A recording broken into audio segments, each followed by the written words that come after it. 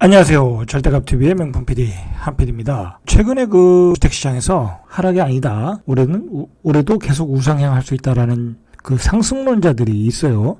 자, 그 상승론자들에 대한 정확한 그 이해가 필요해요. 그래야 잠시 조정받고 다시 올라갈 것이냐, 2022년도에, 아니면 여기서 추세 하락으로 폭락으로 갈 것이냐, 그런 그 자신만의 기준을 세울 수가 있어요. 자, 그러면 이제 하락론자와 상승론자들의 각각의 입장을 좀 이해를 할 필요가 있다. 자, 그런 점에서 우리가 상승론자들을 보면 대부분의 그 상승론자들은 부동산에 관계되는 사람들이에요.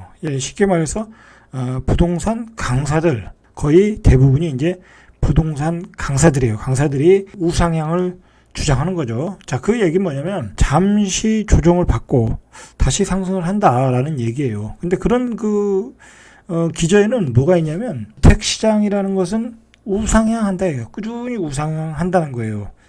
자, 그 말은 전혀 틀린 말이 아니에요. 주택시장은 계속 우상향하는 거예요. 우상향. 그 상승론자 입장에서는 잠시 조정을 받고 다시 우상향. 자, 그 얘기하는 거예요. 그 사람들이 얘기하는 것은. 우리가 여기서 뭘 이해를 해야 되냐면, 그러면 잠시 조정을 받고 우상향을 할 것이냐, 아니면 큰 하락이 있은 후에 긴 기간 조정을 거쳐서 상승을 할 것이냐라는 것은 분명하게 선을 그어야 돼요. 그러니까 우상향을 주장하시는 분들도 그걸 이야기를 해야 돼요.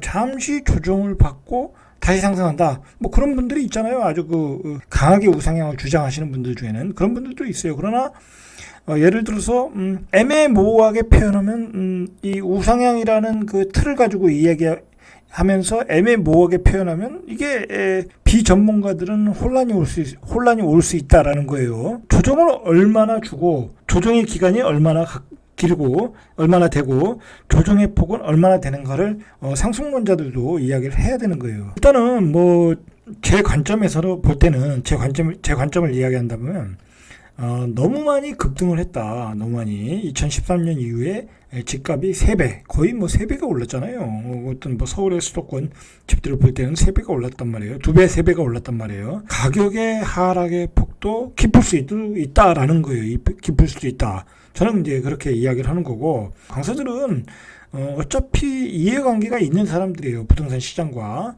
자기가 어떤 물건을 많이 가졌다 안 가졌다라는 걸 떠나서 어떤 자기의 본업이 있기 때문에 지금까지 어떻게 가르쳤겠어요? 다 부동산 가격은 상승한다라고 가르치지 않았겠어요? 그런 관점에서 지금 폭락이 온다라고 이야기할 수는 없겠죠. 그 사람들 입장에서는. 자, 그런 점을 좀 이해하고 우리가 시장의 하락과 상승, 자, 그런 것을 이해를 해야 돼요.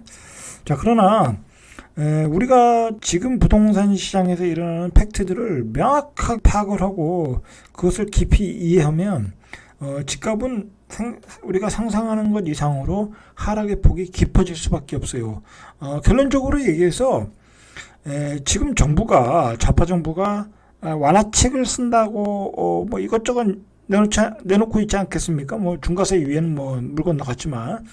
자, 그런데 여러분들이 그 신문에서 나오는 것과는 달리 그 정부가 내놓는 중장기적인 대책을 보면 강력한 대책을 세워놓고 있어요. 집값을 막겠다. 집값 폭등을 더 이상 용인하지 않겠다라는 강력한 대책을 지금 정부가 만들고 있어요. 그거는 모르겠어요. 이제 대선 이후에 야당이 정권을 잡으면 그게 어떻게 바뀔지는 모르겠지만 현재의 정권 하에서는 강력한 대책을 준비하고 있다라는 거예요. 자, 그 강력한 대책이 뭐냐?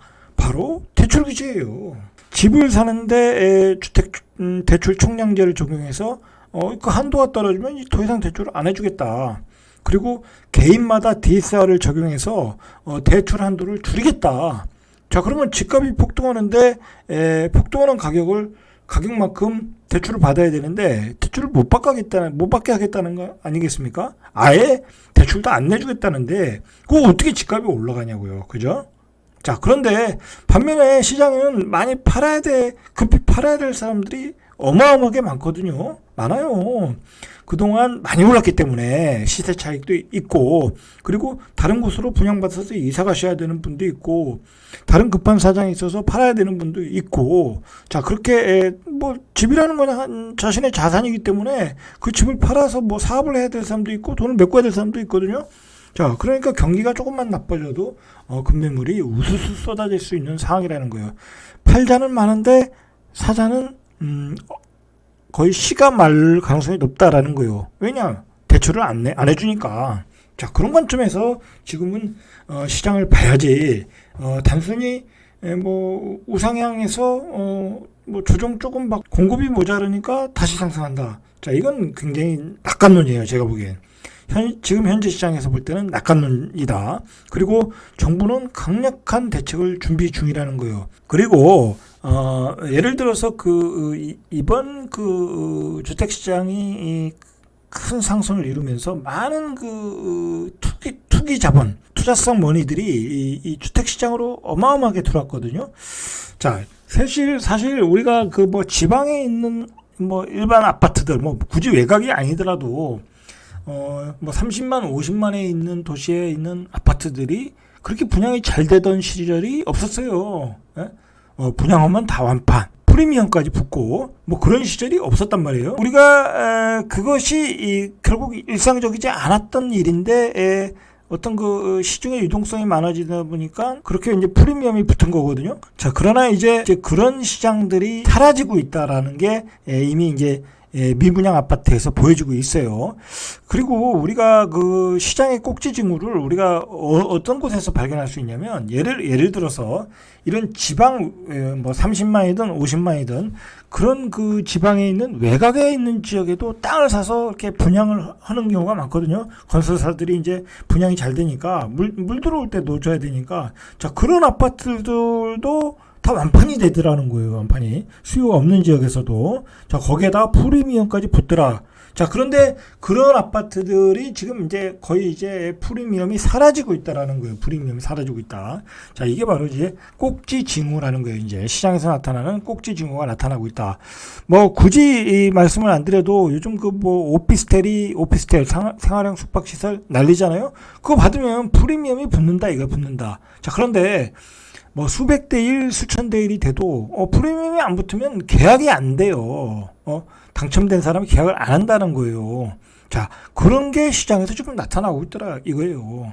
시장의 과열이 오피스텔 시장에서도 청약 경쟁률로 나타나고 있더라. 자, 그런 것이 꼭지의 징후가 시장에 보이고 있다라는 거예요. 자, 우리 굳이 이게 무슨 절대적인 어떤 신뢰성 있는 지표는 아니에요. 소득 대비 주택 가격 비율, PIR 18.5배로 역대 최고치를 기록했다. 자, 이건 그냥 어떤 의미로 받아들이면 되냐면, 자, 이게 18년에 14.3배였는데 지금 한 4포인트 정도가 올라간 거죠. 많이 이제 이 얘기는 뭐냐면 우리가 18년 동안 일을 해가지고 18년 5개월을 일해야 집을 살 수 있다는 얘기인데 그만큼 이제 집값에 버블이 꼈다라는 거. 버블이 꼈다. 우리가 우리의 소득 금액으로 집을 살 수 있는 그런 능력치 임계점을 넘어버렸다라는 거예요. 예? 그러니까 전부 다 대출받아서 샀잖아요. 지금까지 다 대출받아서 샀잖아요. 자, 그런데 정부가 대출을 규제하겠다라고 그것도 모자라가지고 전세 대출도 공적인 보증을 축소하면서 대출을 제한하겠다라는 거예요. 예? 이게 결정타를 주는 거예요. 결정타가 되는 거예요. 자, 요즘에 정부를 보면, 좌파 정부를 보면 좌파 정부가 무엇이 문제인가를 정확히 알고 있어요. 왜냐면 이 정권 내내 이 정권을, 좌파 정권을 괴롭힌 게 부동산이 문제잖아요. 그러니까 이 사람들도 이제 박사가 됐어요. 무엇이 문제인지 이제 여러 전문가들한테 자문을 구했겠죠. 자, 그리고 이제 당장 대통령 선거가 있는데 대통령 선거에서 가장 문제가 되는 게 부동산 폭등이거든요. 근데 요즘은 이렇게 땜빵 정책들을 내놓고 있어요. 일단 지금 대선에서 그런 통제 경제가 규제, 시장에 대한 규제가 부작용을 일으켰다는 걸 알기 때문에 여러 가지 규제책을 내놓고 있는데 별 효과가 없겠죠. 이런 것들은. 자, 이런 것들은 별 효과가 없고 단지 정부가 무엇이 문제인가 정확하게 아는데 그래서 강력한 대책을 준비했다라는 거죠. 자, 그게 바로 대출 규제라는 거예요. 정부가 이렇게 전세 대출을 축소하겠다고 아주 내놨는데, 자, 중요한 것은 보세요. 이게 내년에 전세 대출을 옥죄는데 어떻게 옥죄냐? 과잉 보증을 축소하겠다라는 거예요. 축소하겠다. 자, 지난해 그 전세대출 잔액이 105조 정도에서 121조, 9월 말이니까 좀 더 늘어났겠죠. 그러니까 한 16% 정도 급증했다. 이 16%가 급증했다는 게 시중에 이만한 돈이 풀렸다라는 거예요. 그러니까 이게 거의 집값의 상승에 반영을 했다라는 거예요. 자, 그래서 금융위원회 고승범 위원장이 있는데죠. 이 양반이 요즘 저승사자예요. 키맨이에요, 키맨. 자, 이 양반이 뭐라고 했냐면 22년 정무 업무 보고를 통해서 전세 대출의 공적 보증 과잉 의존 사항을 축소하겠다. 이 전세 폭등을 막겠다는 거잖아요. 예? 이제 내가 대출 받을 수 있는 금액이 한도가 축소된다는 거예요. 그리고 소득이 낮은 사람은 이 보증 금액이 더 작아진다는 거예요. 예? 그러니까 이게 뭐랄까 대출 총량제도 적용할지 안 할지도 모르지만 문제는 보증을 안 해주면 이게 대출이 나갈 수가 없거든요. 정부가 이걸 왜 추진하냐면 2022년도면 서울의 그 주택 입주 물량이 모자르거든요. 서울의 전세 가격이 폭등한다 라는 게 상승론자들의 이야기예요. 자, 그래서 전세 가격이 폭등하니까 매매 가격을 치고 올라갈 것이라고 예측을 하고 있죠. 자, 그런데 그 전세 가격의 폭등을 막겠다라는 거예요. 반전세로 살아라. 월세로 살아라. 자, 그런 얘기가 되겠죠. 자, 정부도 이제 아주 맥을 잡았어요. 사실 이거 가장 강력한 정책인데 뭐 눈치 안 보고 추진하겠다라는 얘기예요, 이거. 자, 이런 의지를 보여주고 있다라는 거. 그러니까 전세 대출도 막고 매매 대출도 막고 그러니까 거래도 안 되는 거예요. 매매도 안 되고 전세도 안 되고 이거는 정부 입장에서는 계엄령을 때린 거다. 주택시장의 계엄령을 때린 거다. 그렇게 보셔야 돼요. 그런 와중에 이게 팔아야 될 사람이 못 팔면 급매물이 많이 나오겠죠. 그러니까 낙폭이 커지고 시장에서는 급매물들이 지금 1억, 2억씩 급매물들이 나오고 있는 거예요. 그렇게 해서 가끔 거래가 되고 있는 거예요. 자, 그러나 지금은 제가 저번 시간에 얘기했지만 떨어지는 칼날이다. 지금 받으면 더 떨어질 수 있어요. 자, 지금 시장 상황이 얼마나 심각하냐면 이게 이제 신문에서 타이틀인데 거래가 셧다운이에요. 셧다운. 거래가 되질 않는다는 거죠. 되질 않는다. 매매 전세 시장 모두 셧다운. 여러분 요즘에 그 전세 시장을 보면은 이게 예를 들어서 이제 제 주변에 사는 어떤 아파트 단지를 보면 뭐 제가 사는 단지에 예를 들어서 전세가 4억이다. 그러면 세종에서 조금 비싼 편이거든요. 전세 가격이 평수도 큰 평수니까. 자, 그런데 그 4억짜리 손님도 없다라는 거예요. 없다. 옛날에 같았으면 금리가 싸니까 금리를 대출 받아서 왔는데 이제 금리가 뭐 실질적으로 2.5%였던 게 3.5% 뭐 거의 30% 40% 올라 버리니까 그만큼 대출을 받고 못 오는 거예요. 조금 비싼 주택에는. 그러니까 맨날 그 부동산도 가보면 싼 전세만 전화 온다는 거야. 싼 전세만. 시가보다 싼 전세만. 대출을 줄여서 와야 되니까. 자, 그러니까 대출을 쪼이죠. 보증 한도를 축소하죠. 매매 전세가 거래가 될 수가 없어. 자, 그래서 셧다운 상태에서 곳곳에서 하락 전환이 속출하고 있다라는 거예요. 자, 12월 셋째 주에 한국 부동산은 주간 아파트 동향을 보면 매매 가격 상승률은 또 떨어졌어요. 0.05%, 0.02%가 하락을 했어요. 전주에 비해서. 계속 떨어지고 있다라는 거예요. 이 추세대로라면은 한 달 안에, 늦어도 한 달 안에 보합이나 마이너스로 갈 가능성이 높아요. 자, 마이너스로 갔다고 하면 더 가격이 낙폭이 커질 수 있어요. 자, 수도권도 많이 떨어졌어요. 자, 수도권도 2, 3주 안에 하락으로 전환할 가능성이 높다. 자, 지방은 전체적으로 0.01포인트. 자, 그동안 강세 지역이었던 부산도 강서구 지역에서 하락 전환이 나타났다. 아직은 뭐 부산은 플러스 수치는 나타나고 있지만 지역으로 보면 강서구가 하락 전환했고, 자, 인천도 매매 수급 지수가 팔자 우세로 전환됐다. 인천도 매물이 쌓이고 있다라는 거예요. 한마디로 거래가 말랐고 지역적으로 강세였던 지역에서 팔자가 우세하고 하락 전환 신호가 나타나고 있다.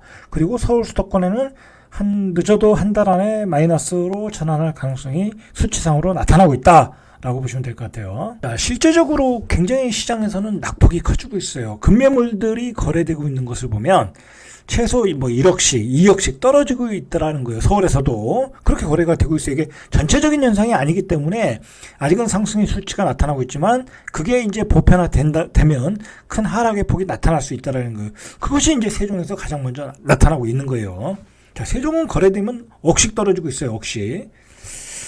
자, 서울의 매물도 이렇게 늘어나고 있다는 거예요. 9월에 39,000건. 그 다음에 11월에 42,000건, 12월에 45,000건, 매달 매물이 증가하고 있다. 자, 매물이 증가한다는 얘기는 이제 급매물이 나올 준비를 하고 있다라는 거예요.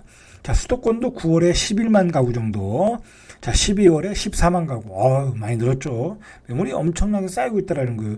이 신규 입주 물량이 늘어나면 늘어날수록 구축의 매물은 쌓일 수밖에 없어요. 그걸 팔고 신축 아파트로 입주를 해야 되니까. 자, 요즘 최근에 가장 낙폭이 큰 곳이 세종이에요. 0.57. 저번 주보다 0.43인가 45했는데 더 낙폭이 커졌다라는 거예요. 이러다가 세종은 1포인트 이상 낙폭이 나올 가능성도 있어요. 대구는 아직 낙폭이 크질 않아요. 은평구도 지역적으로 마이너스 1,000원이 됐고 수원의 영통구도 나타나고 있다. 자, 경북 포항. 자, 이런 지역들 30만에서 50만 광역도시 외의 지역들, 이런 지역들은 빨리 하락이 나타나고 있다라는 거예요. 그러니까 지역적으로 하락이 나타났다라는 걸 보셔야 돼요. 뭐 경기도 수도권 전체적으로 보면 안 되고. 자, 그리고 세종 같은 경우는 이제 조만간 1포인트 이상의 낙폭이 보여진다는 거예요. 사실 세종은 이제 투기과열지구, 조정지구, 자, 그거에 대해 관해서 논의를 해야 될 타이밍이 왔어요. 제가 보기엔.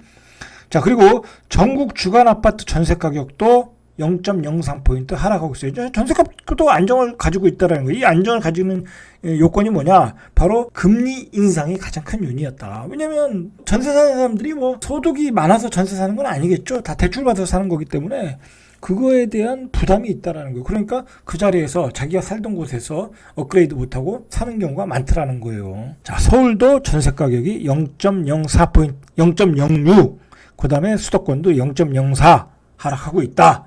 자, 매매가격, 전세가격 하락, 매물은 쌓이고 있다. 자, 이런 와중에서 지금 미분양이 시작됐다라는 거예요. 우리가 얼마 전까지만 해도 미분양이 날까 했지만 지금 이미 지방 분양시장에서는 미분양이 나고 있다라는 거예요.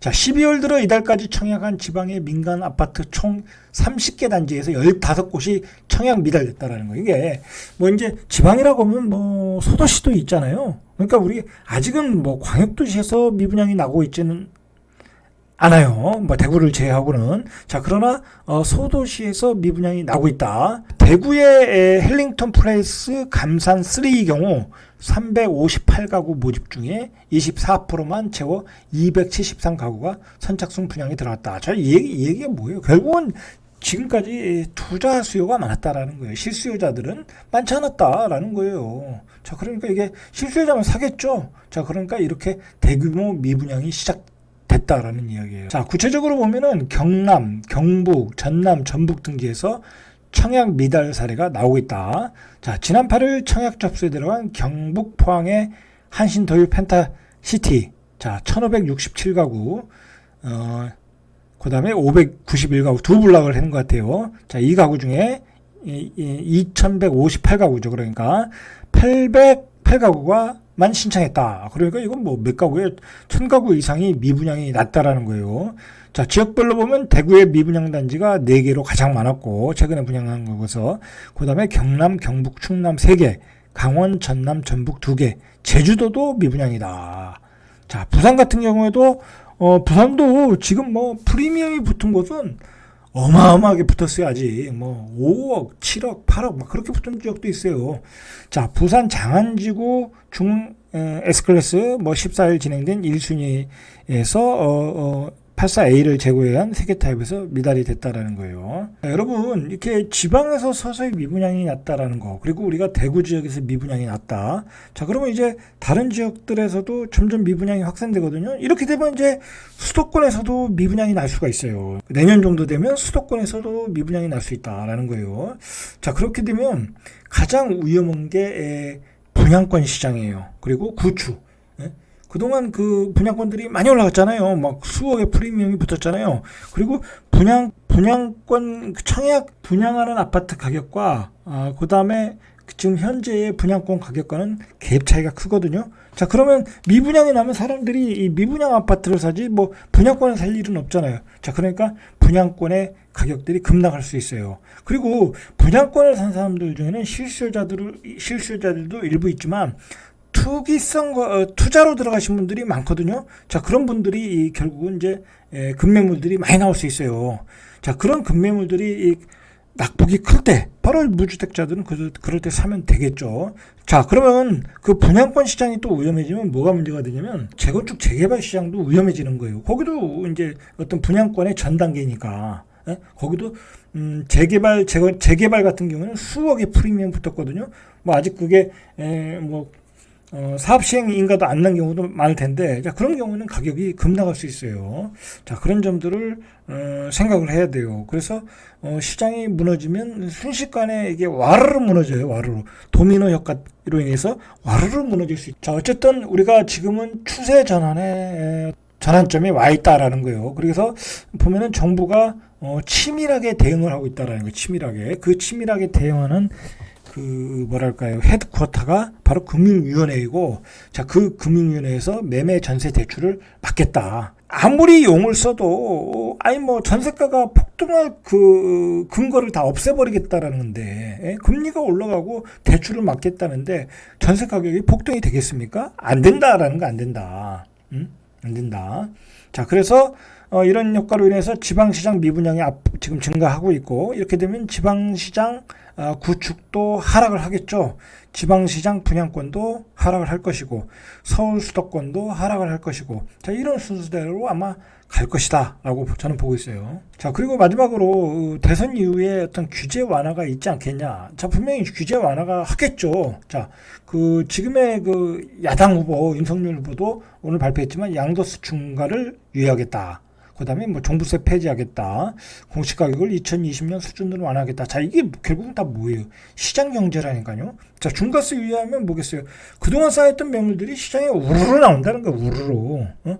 사자는 없는데 금리는 떨어질 수 없잖아요. 그죠?